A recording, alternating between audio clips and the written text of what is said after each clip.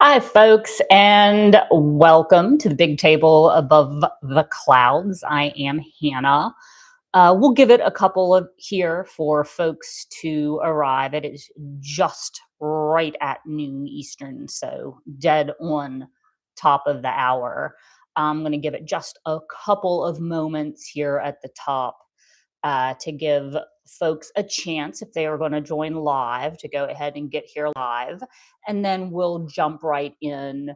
Um, this is a recorded session, so this will be available later as well. So we'll jump right in here pretty quickly. But I do want to give folks just a moment or two to join us. So we'll give just a couple of moments. I hope everyone's doing wonderfully today. If you are joining us, please feel free, if you are comfortable doing so, to pop where you're joining us from into the chat. Let us know where you're from, maybe the industry that you're working in, what you're doing. That would be fantastic. Would love to know, and I will make a real more than an attempt. I was going to say an attempt, but I will monitor the chat during this. So if you have any questions, I will be looking at that. So we'll just give it another moment here. We're at about 1 minute after the beginning.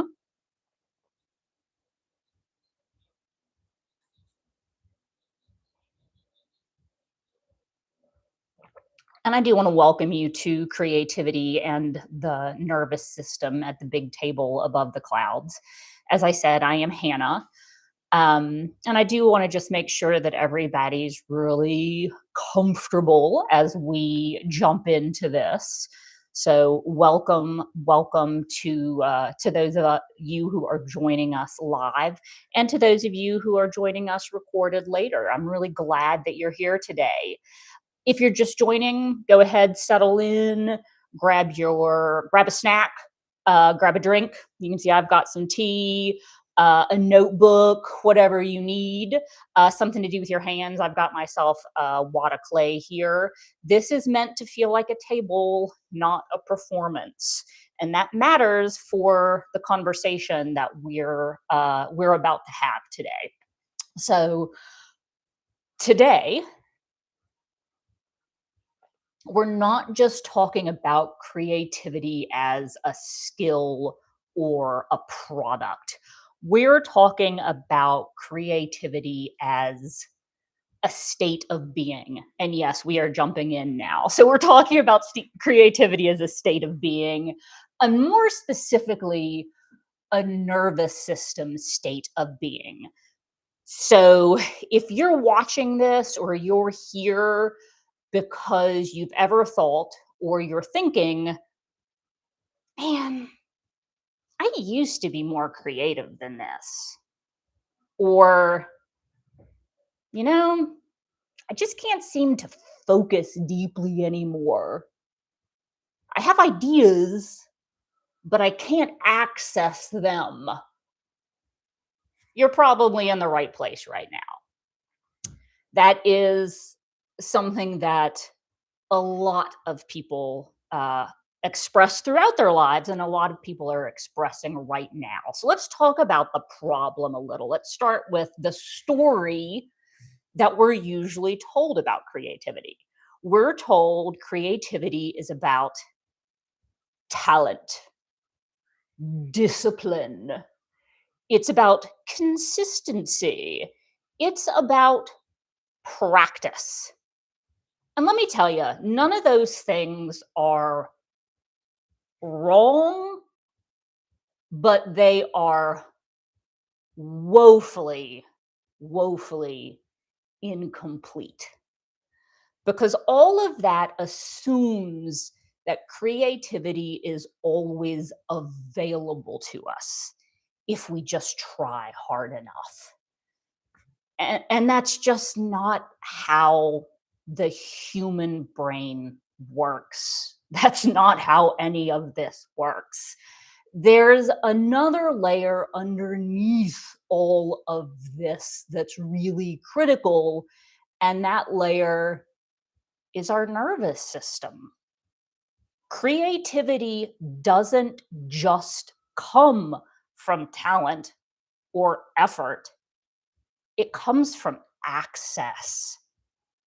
And access depends on whether your nervous system feels safe enough to explore.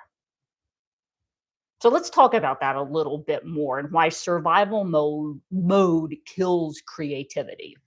So before we do really dive into this further, I want to actually illustrate what this looks like in real life because I've got a great example with me as the punchline.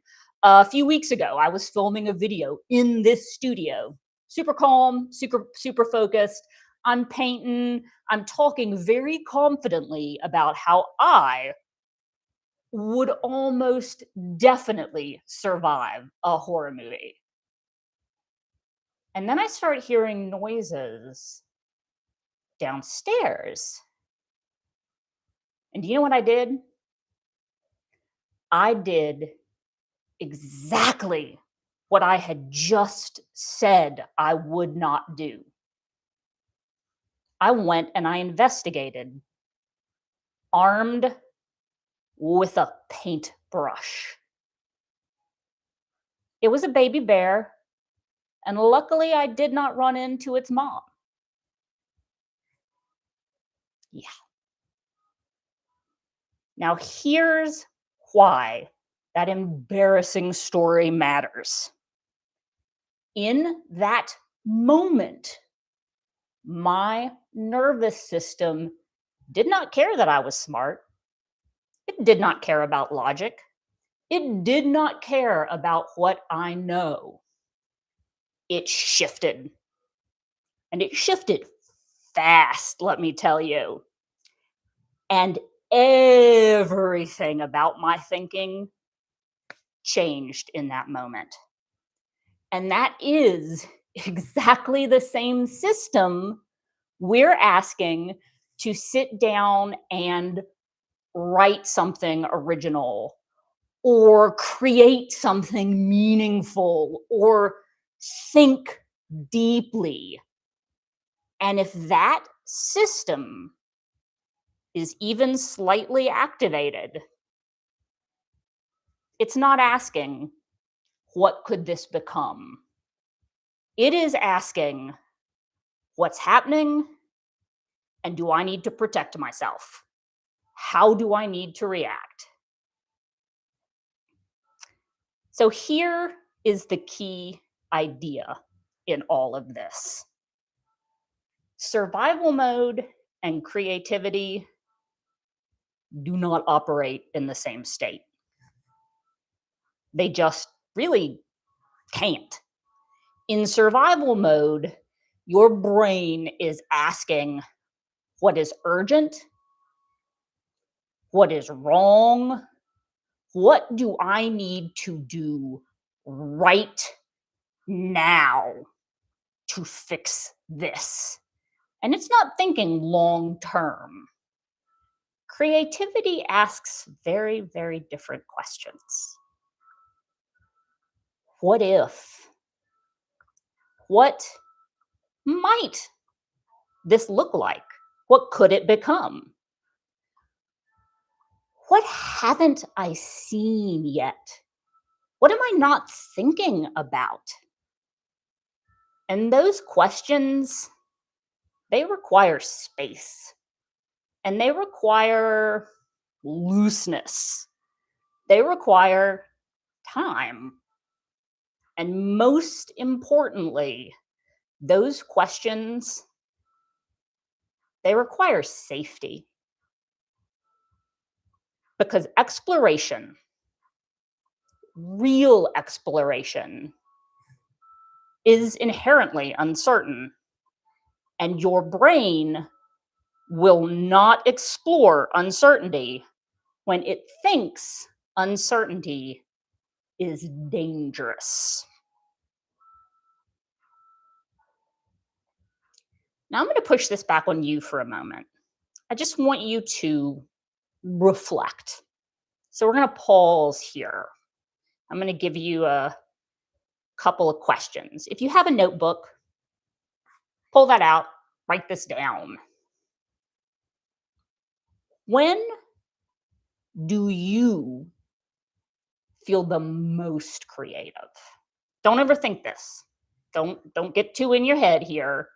Just notice patterns and what comes up. When do you feel the most creative? Is it late at night? Early in the morning? Is it when you're working out?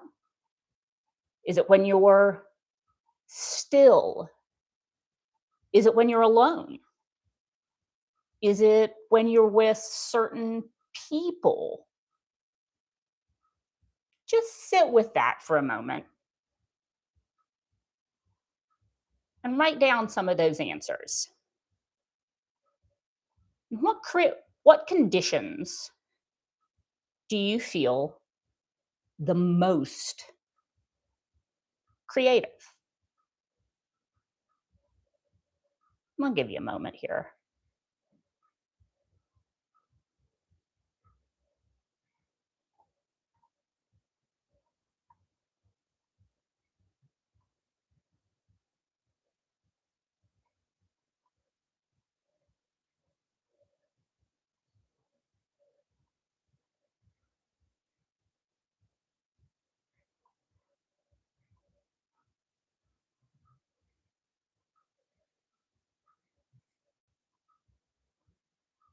Okay.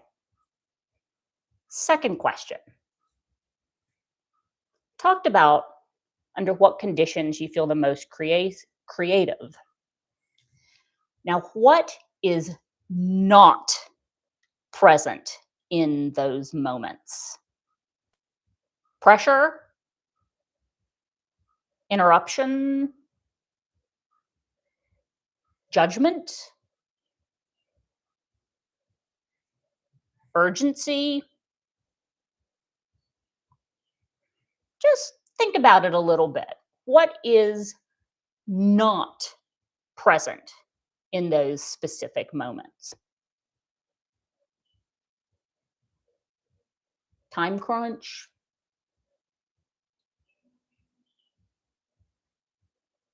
What is not present in the moments when you feel the absolute most creative?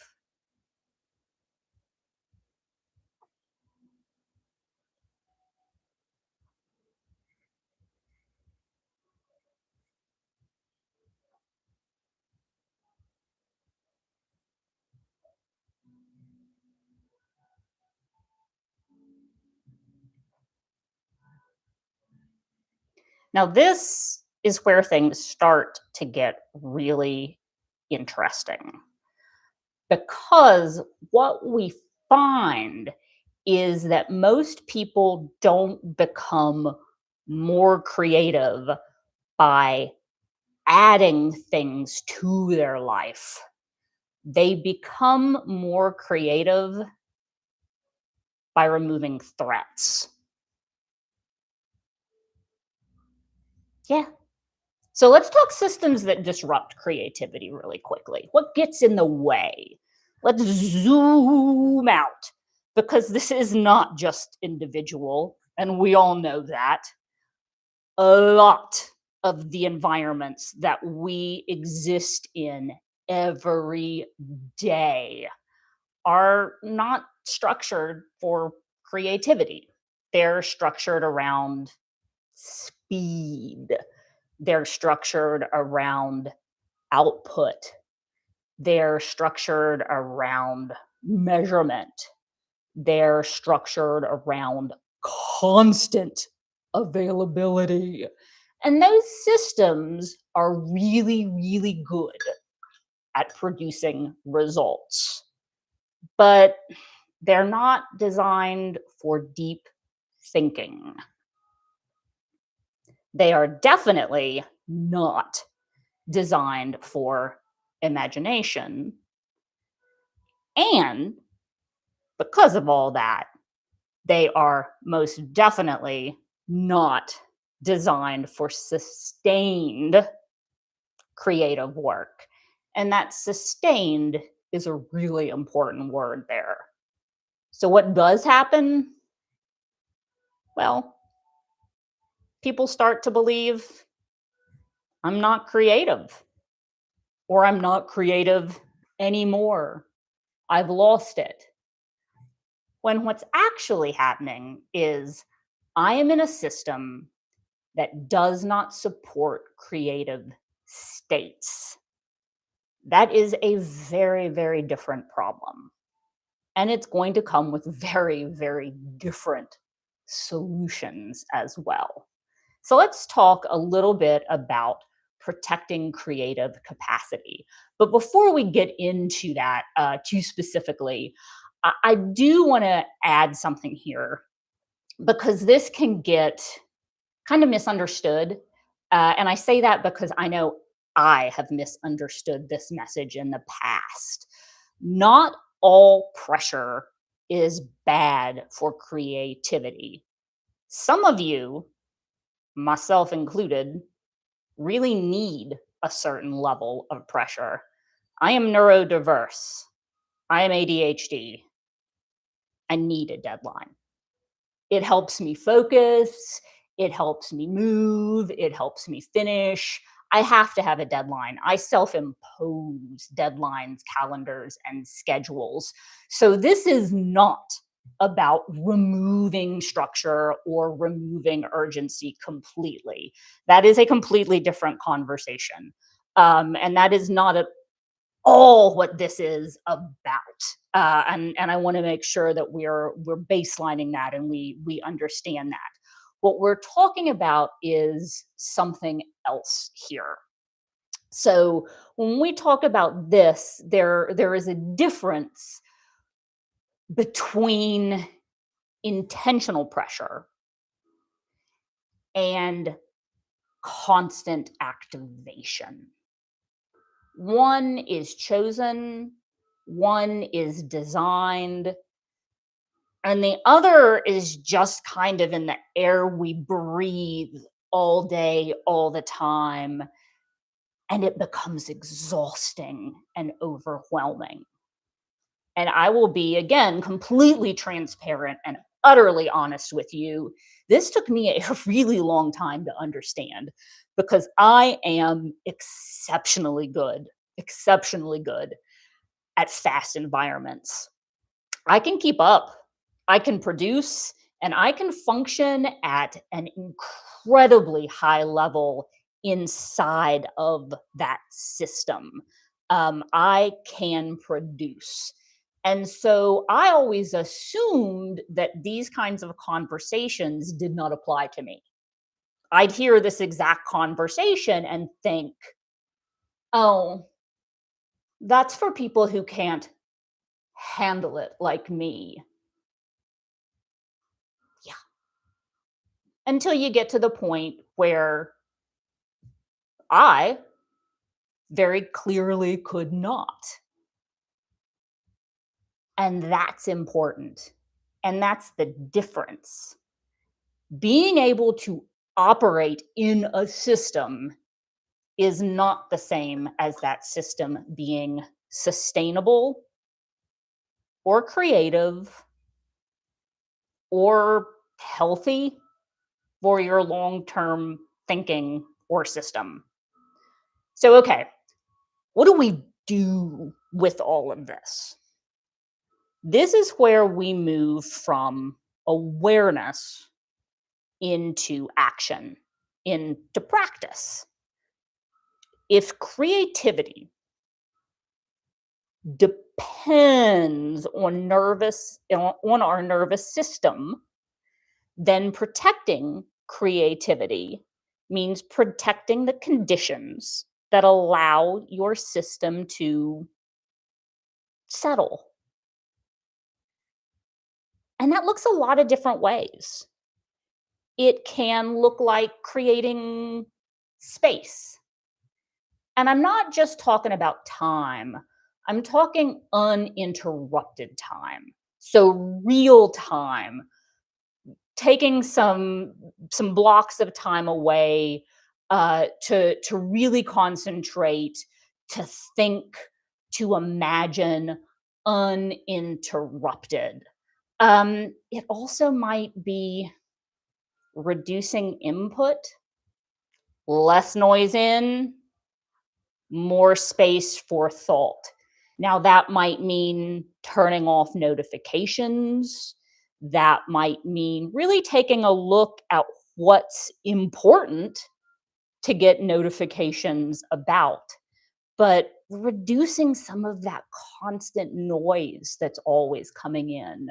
And hand in hand with that is allowing boredom. I know, this one's uncomfortable, but boredom is the doorway to creativity.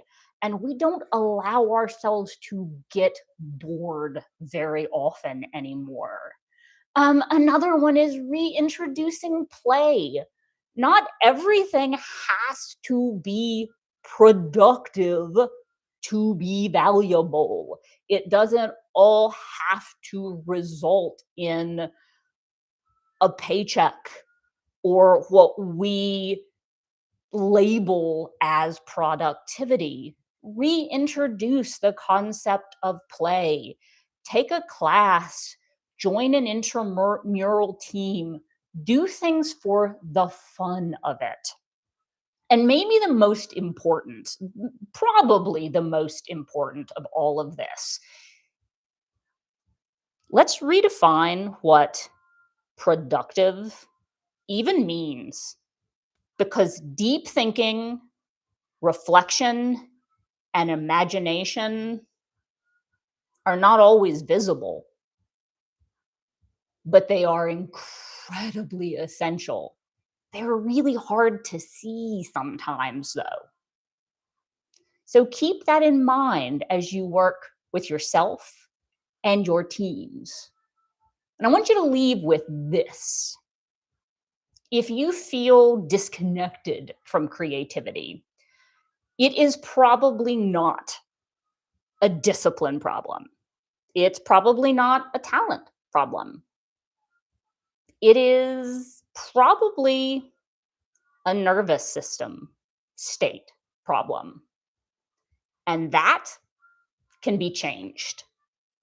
And that's the good news. It can be influenced. It can be protected. That's even better. So instead of asking, how do I or how does my team become more creative, you might start asking instead, what does my system need?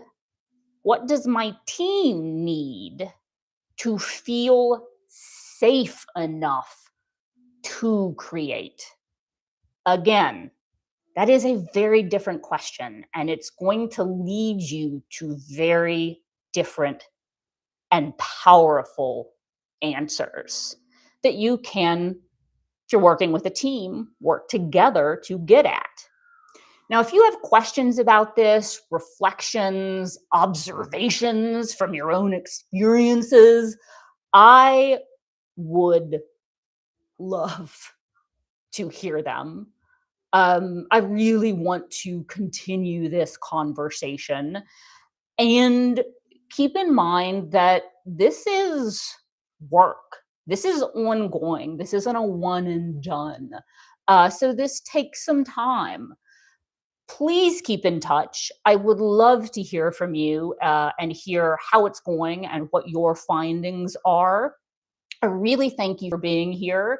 There will be another studio session coming up in a month. So I'll have another one of these very near the end of next month. I don't have it. I know I'm terrible. I don't have it scheduled yet. I'm awful. But it'll be very near the end of the month, and I'll do an announce for it. Uh, Probably subscribe on YouTube's the easiest way to keep in the know, but I will push it out there on all my social channels also, so you'll see it there.